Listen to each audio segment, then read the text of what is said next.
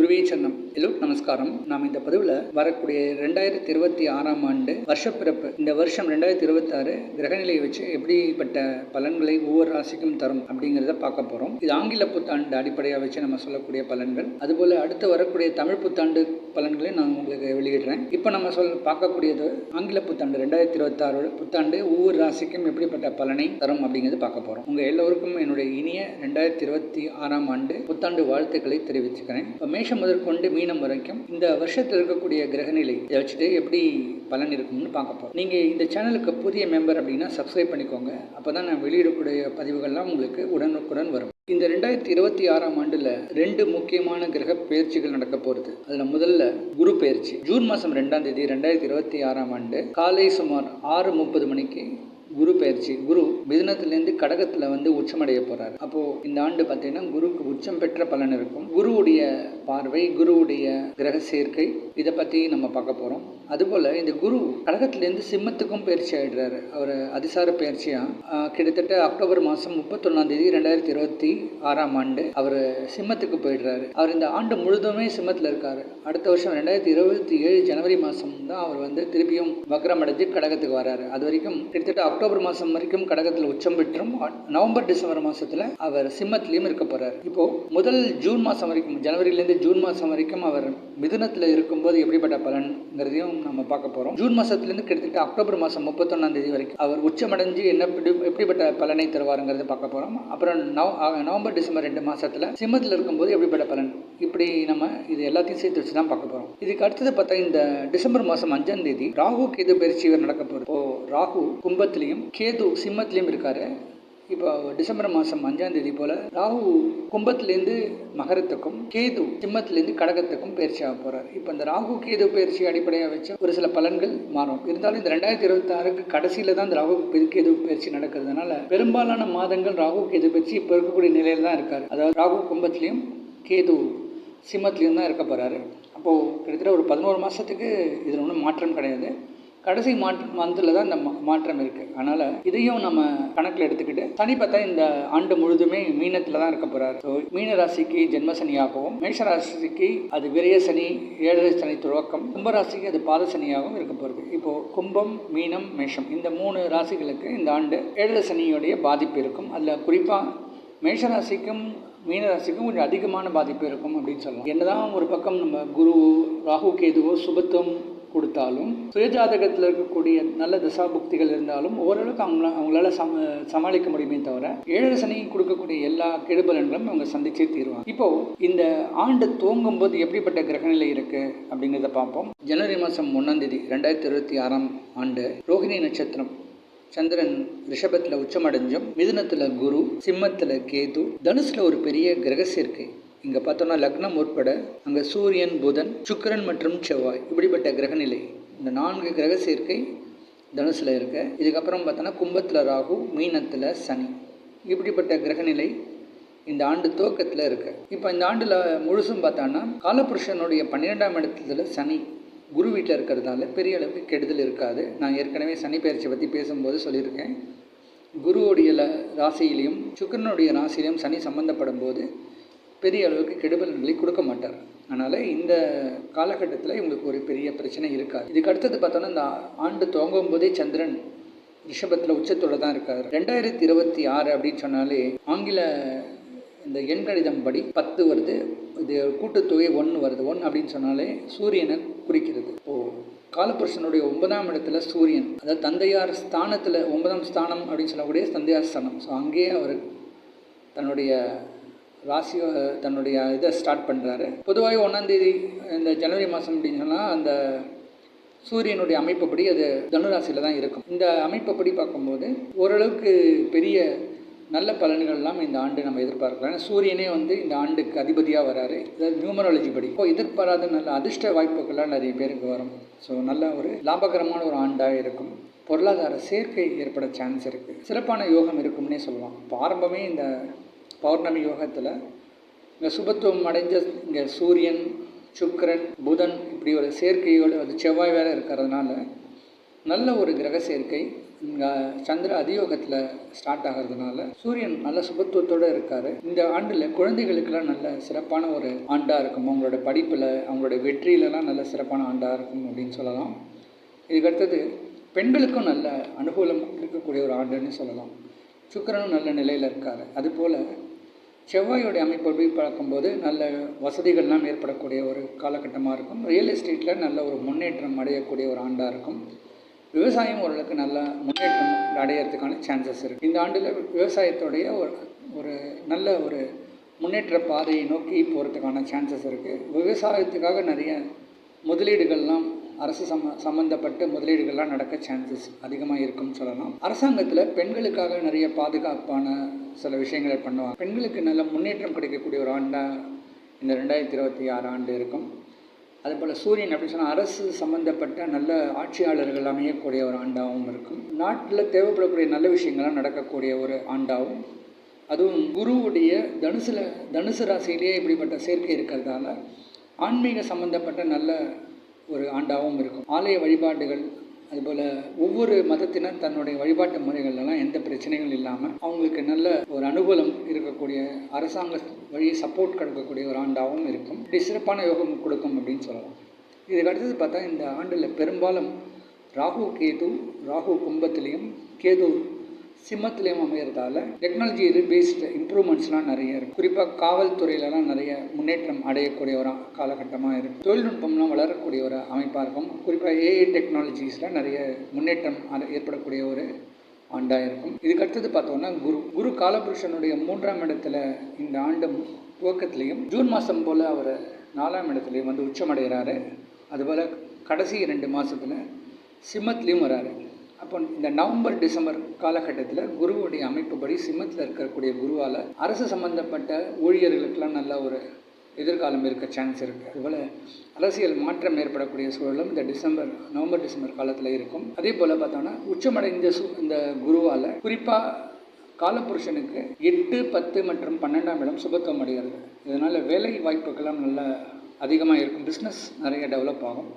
நிறைய புதிய பிஸ்னஸ் இந்த நம்முடைய நாட்டுக்கு வரத்துக்கான வாய்ப்புகள், புதிய முதலீட்டாளர்கள்லாம் வரத்துக்கான சான்சஸ் இருக்குது. பிஸ்னஸில் நிறைய இம்ப்ரூவ்மெண்ட் இருக்கும். நிறைய பேருக்கு வேலை வாய்ப்புகள்லாம் கிடைக்க சான்ஸ் இருக்குது. அதுபோல் குருவின் பார்வை 12ஆம் இடத்துல இருக்கிறதால நிறைய ஸ்பிரிச்சுவல் விஷயத்துக்காக நிறைய ஸ்பெண்ட் பண்ணுவாங்க.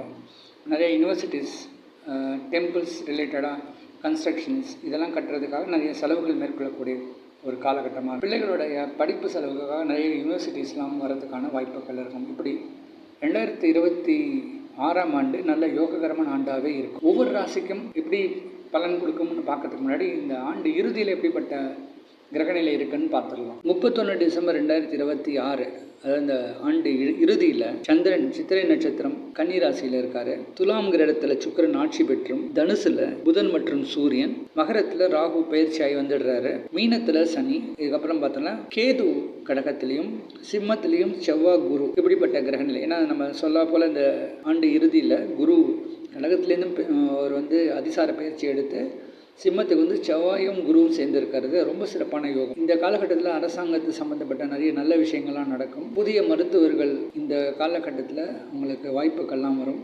அதுபோல் இந்த அமைப்பில் பிறக்கக்கூடிய குழந்தைங்களுக்கு அரசு வேலை கிடைக்கிறதோ பிற்காலத்தில், அதுபோல் ஒரு மருத்துவராக வரத்துக்கான வாய்ப்புகளும் ஒரு சில அமைப்புகளில் கண்டிப்பாக எங்களுக்கு ஏற்படும் அப்படின்னு சொல்லலாம். ஆண்டு இறுதியில் நம்ம சொன்னால் போல் இந்த குருவுடைய பயிற்சி மற்றும் ராகு கேது பயிற்சி ரெண்டுமே நடந்திருக்கு. ராகுவோடைய இந்த அமைப்பு காலபுருஷனுக்கு ஒரு 10ஆம் இடத்துல போகிறதுனால நிறைய தொழில் வளங்கள் ஏற்பட சான்ஸ் இருக்குது. நிறைய ஜாப் ஆப்பர்ச்சுனிட்டிஸ் வரும். உலகங்களும் நிறைய ஆப்பர்ச்சுனிட்டிஸ் வரத்துக்கு சான்ஸ் இருக்குது. பழையபடி நிறைய எம்ப்ளாய்மெண்ட் ஆப்பர்ச்சுனிட்டிஸ்லாம் இந்த டிசம்பர் மாதம் மேலே வரதுக்கான சான்சஸ் அதிகமாக இருக்கும். கேது காலபுருஷனுக்கு 4ஆம் இடத்துல வரதுனால புதிய வண்டி வாகன சேர்க்கையெல்லாம் சில பேருக்கு அமையும். அதாவது அந்த 4 வீலர்ஸ் 2 வீலர் மேனுஃபேக்சரிங் கம்பெனிஸ்லாம் ஒரு சில பிரச்சனைகள் சந்தித்து அவங்க முன்னேற்றம் அடையக்கூடிய பாதைகள் வரதுக்கு வாய்ப்பு இருக்குது அப்படின்னு சொல்லலாம். இப்போ குருவுடைய பார்வை மேஷத்தில் விழுறதால இந்த காலகட்டத்தில் தான் மேஷராசிக்கு ஓரளவுக்கு அவங்களுடைய ஏழரசனிலேருந்து அவங்க தப்பிக்க முடியும் அப்படின்னு சொல்லலாம். இப்போது குருவுடைய அமைப்பு அதை வச்சு நம்ம ஒவ்வொரு ராசிக்கும் குரு பயிற்சி எப்படி இருக்கும், இந்த நியூ இயர் எப்படி இருக்குங்கிறதெல்லாம் நம்ம பார்க்க போகிறோம், டீட்டெயிலாக பார்க்க போகிறோம். இதுக்கு அடுத்தது பார்த்தோம்னா நம்ம ராகு கேதுவை பற்றி கூட நம்ம தெளிவாக ஒரு ராசிக்கு எப்படிப்பட்ட பலனை கொடுப்பாருங்கிற வீடியோஸை நான் உங்களுக்கு போடுறேன். இனி மேஷம் முதற்கொண்டு மீனம் வரைக்கும் இந்த ஆண்டு எப்படிப்பட்ட பலனை கொடுக்குங்கிறத பார்க்க போகிறோம். ரிஷபராசிக்கு இந்த 2026ஆம் ஆண்டில் ஆண்டு முழுவதும் சனி லாபத்தில் குரு வீட்டில் இருக்கிறது ஓரளவுக்கு யோகம் அப்படின்னே சொல்லலாம். பெரும்பாலான நேரம் கிட்டத்தட்ட டிசம்பர் மாதம் வரைக்கும் ராகு 10ஆம் இடத்துல இருக்கிறதும் நல்ல தொழில் முன்னேற்றம்லாம் அடையக்கூடிய ஒரு யோகம் அப்படின்னே சொல்லலாம். இப்போ இந்த ராசிக்கும் குருவுடைய அமைப்பை 3ஆக பிரிச்சுக்கலாம். ஜூன் மாதம் வரைக்கும் குரு 2ஆம் இடத்துலையும், ஜூன் மாதத்துலேருந்து அக்டோபர் மாதம் வரைக்கும் 3ஆம் இடத்திலும், நவம்பர் டிசம்பர் இந்த 2 மாதத்தில் அவர் 4ஆம் இடத்துலையும் இருக்க போகிறாரு. இந்த அமைப்பு படி பார்த்தோம்னா இந்த ஜூன் மாதம் வரைக்கும் தனக்காரகன் தனஸ்தானத்தில் இருக்கிறதால பேச்சில் நல்ல வெற்றி கிடைக்கும்.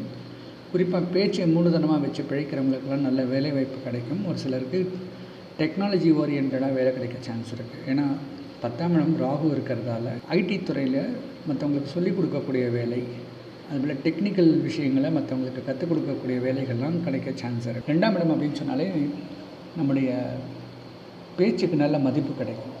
குறிப்பாக ஆசிரியர் வேலை பண்ணுறவங்க, ஒரு வக்கீலாக இருக்கிறவங்களுக்கெல்லாம் நிறைய லாபம் கிடைக்கக்கூடிய ஒரு காலகட்டமாக இருக்கும். 2ஆம் இடம் தனத்தையும் குறிக்கிறது. அப்போ இந்த காலகட்டத்தில் இவங்களுக்கு நல்ல பொருளாதார மேன்மை அடையக்கூடிய சான்சஸ் அதிகமாக. பேசி பிழைக்கிறவங்களுக்கெல்லாம் நல்ல லாபகரமாக இருக்கும். குறிப்பாக உபன்யாசகர்கள், பட்டிமன்ற பேச்சாளர்களுக்கெல்லாம் நிறைய வாய்ப்புகள்லாம் கிடைக்கும். சனி லாபத்தில் இருக்கிறது நல்ல சிறப்பான யோகம்.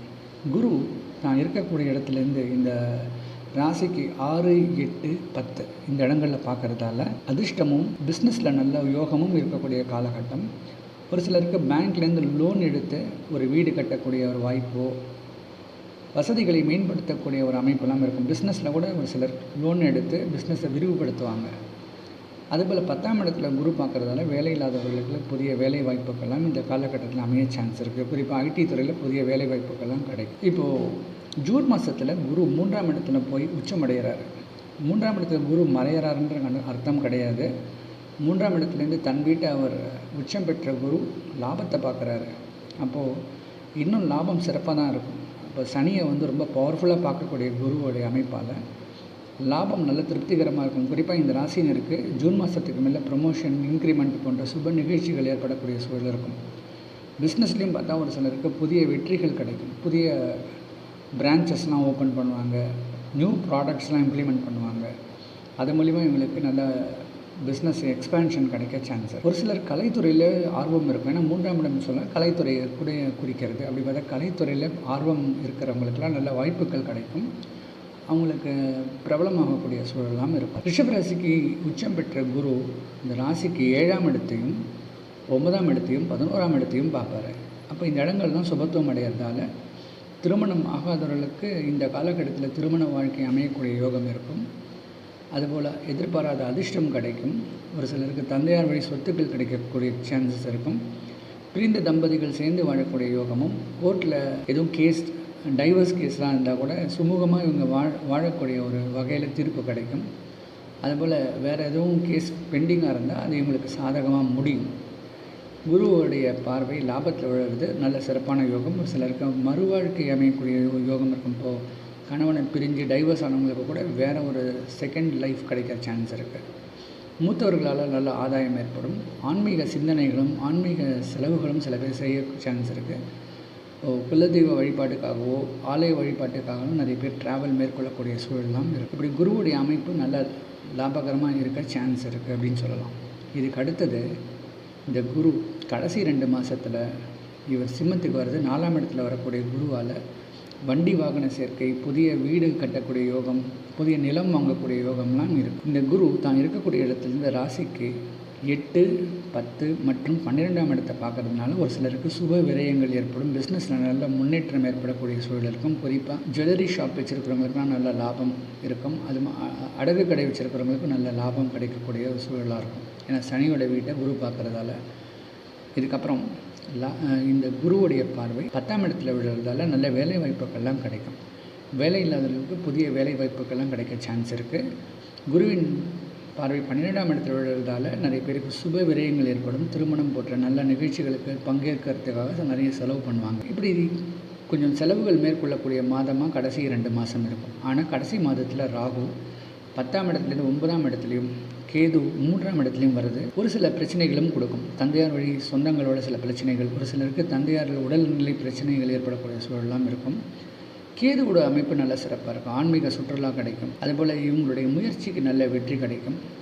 குறிப்பாக இந்த ட்ரெடிஷ்னல் மருந்துகளை வியாபாரம் பண்ணுறவங்களுக்கெல்லாம் நல்ல லாபம் கிடைக்கக்கூடிய சான்ஸ் இந்த காலகட்டத்தில் இருக்கும். ஆயுர்வேதா, சித்தா மெடிசன் துறையில் இருக்கிறவங்க, அதை மெடிசன் விற்கிறவங்க, இவங்களுக்கெல்லாம் நல்ல லாபம் பார்க்கக்கூடிய சூழல் இருக்கும்.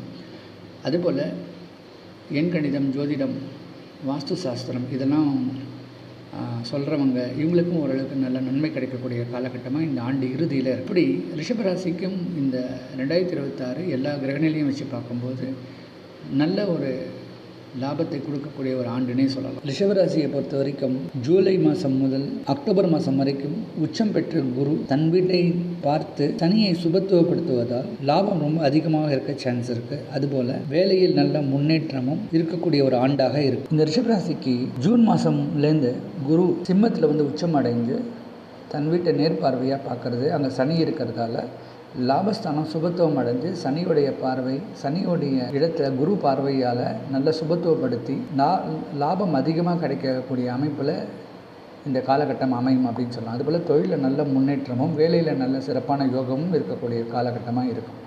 ரிஷபராசிக்கு இந்த காலகட்டம் நல்ல யோகம் அப்படின்னே சொல்லலாம்.